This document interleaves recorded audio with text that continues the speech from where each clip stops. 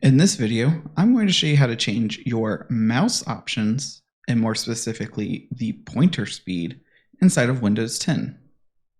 First, we're going to go to our Start menu, left click it.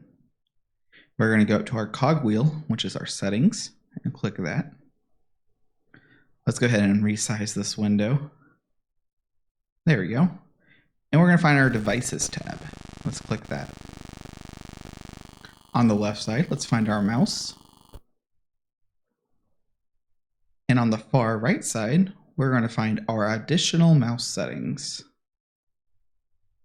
Perfect. Now we have this window open. We can close this settings window. Now under this window, we can see several options. Under our pointers tab up here, we can change how our pointer looks.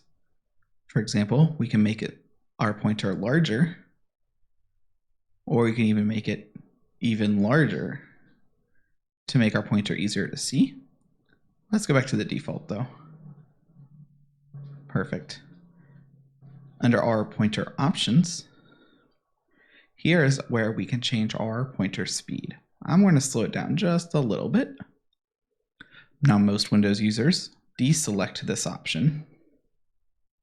And then I personally also like to have my pointer always visible. I'm going to hit apply. And now my pointer is much more comfortable for my needs.